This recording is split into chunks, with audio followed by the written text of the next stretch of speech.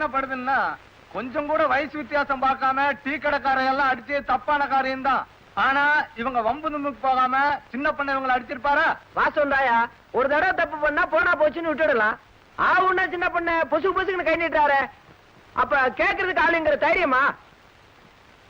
செஞ்சு சொல்றதும் வாஸ்தவம் தான். எப்பவாச்சும் ஒரு வாட்டி நடந்தா பரவாயில்ல. பொழுதானிக்கு இதே வேலையா போச்சே. ஏதோ பெரிய பண்ண மகத்துக்கோசரம் பொறுத்து போலாம்னா அதுக்கும் ஒரு எல்லை இருக்குல்ல. அன்னைக்கு அப்படித்தான் கருப்பட்டிக்கார வீட்டுல நாய் குட்டி தூக்கிட்டு வந்துட்டாரு. கடைசியில சாயம் வளர்த்த பின்னால் தானே சங்கதி தெரியுது. டேய் எழுந்துடுறா. அடிச்சது தப்புன்னு அவங்க 3 பேத்து காலில் விழுந்து மன்னிப்பு கேள்றா. எழுந்துடுறா.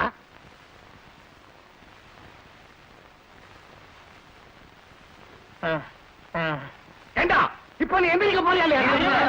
பஞ்சாயத்துல என்ன அதை பேசி முடிவு பண்ணாங்க. இனி பேசுறதுக்கு என்னையா இருக்கு? அவரே முடிவா காலம் வந்து மன்னிப்பு கேட்கணும்னு சொல்லிட்டாருல. முதல்ல அதை செய்ய சொல்லுங்க. ஏண்டா டே, சும்மா போன பூமியினும் உங்க பேச்ச கேட்டு வம்பு கிழித்து ஒரு வாரத்துக்கு கடை மூடும்படியா பண்ணிட்டீங்களாடா டே. வியாபாரத்தையே கெடுத்துட்டீங்களாடா பாவிகளா. யோ சும்மா நை முயங்காத. அவன் ஊரறிய நம்ம காலில் விழுந்து மன்னிப்பு கேட்கிற வர விட்டுறாத. யோ டீ கடை தாடிக்காரன் பேச்ச கேட்காத. ஊமையா இன்னைக்கு மன்னிப்பு கேட்டு போய் நாளைக்கு நம்ம கைய கால வாங்கினாலும் வாங்கிடுவான். இந்த பாருங்க சின்ன பண்ண, பெரிய பண்ண பஞ்சாயத்து தலைவரா இருந்து என்ன தீர்ப்பு சொல்லணுமோ அதை இப்ப சொல்லிட்டாரு. நீங்க அதுக்கு கட்டுப்பட்டு போறதா முறை. என்ன சொல்றீங்க? ஆமா ஆமா ஆமா. இங்க பாருடா, உனக்கு அப்பனா இருந்து இதை நான் சொல்லல. ஊர் பெரிய மனுஷங்கிற முறையில சொல்றேன். ஊர் பஞ்சாயத்து கட்டுப்பட்டு நீ மன்னிப்பு கேட்கணும். அப்படி இல்ல ஒரு வாரத்துக்கு உன்னை ஊரை விட்டு தள்ளி வச்சிருவேன். என்னடா சொல்ற?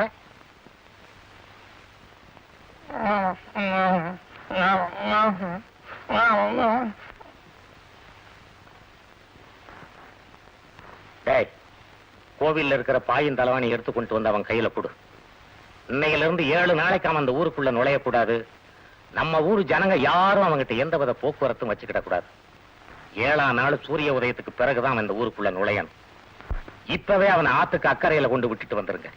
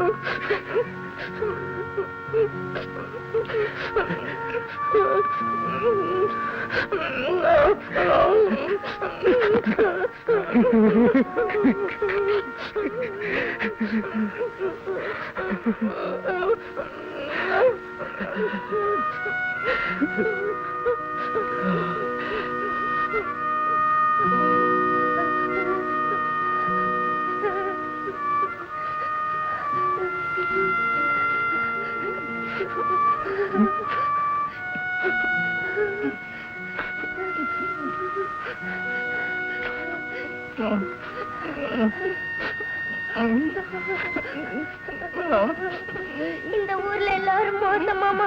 நானும் உங்க கூடவே வரேன் மாமா.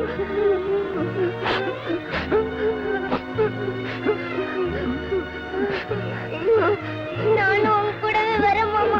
நானும் உங்க கூடவே வரேன் மாமா. நானும் உங்க கூடவே வரேன் மாமா.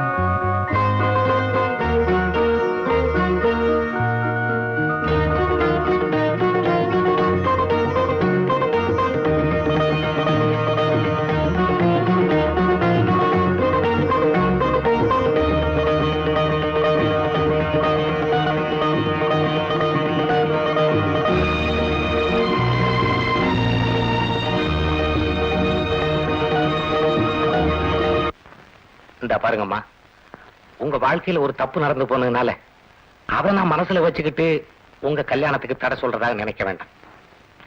என் பிள்ளை என்னமோ உங்க குழந்தை மேல பாசமா தான் இருக்கான். ஆனா அவன் உங்களை கல்யாணம் பண்ணிக்கிற அளவுக்கு சம்மதிப்பானாங்கிறது எனக்கு சந்தேகமா தான் இருக்கு. அவர் நிச்சயம் சம்மதிப்பாரு.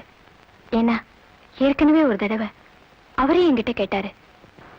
எனக்கு அவர் நல்ல புருஷனா இருக்கிறத விட என் பிள்ளைக்கு ஒரு நல்ல அப்பாவா இருப்பாரு.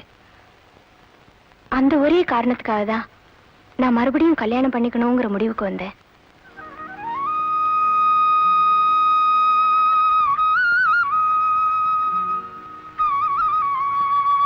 உங்க பிள்ளையோட விருப்பம் ஒரு பிரச்சனை இல்லை. ஒருவேளை இதனால உங்களுக்கு ஒரு அவமானம் வரும்னு நீங்க நினைச்சா நான் இந்த எண்ணத்தை விட்டுடுறேன். இல்லம்மா, இந்த ஊர் உலகத்தை பத்தி எனக்கு கவலை இல்லை. எனக்கு ஒரு பொண்ணு இருந்து அவளுக்கு இப்படி உங்க மாதிரி ஒரு நிலைமை ஏற்பட்டு காலம்புறா அவ கல்யாணம் ஆகாம இருந்திருந்தா என் மனசு எவ்வளவு கஷ்டப்பட்டிருக்கும். எப்போ இந்த கல்யாணத்துல என் மகனுக்கு விருப்பம்னு நீங்க சொன்னீங்களோ அப்பவே எனக்கு மனப்பூர்வமான சம்மதம். யார் என்ன சொன்னாலும் சரி, நல்ல விதமா இந்த கல்யாணத்தை நான் நடத்தி வைக்கிறேன்.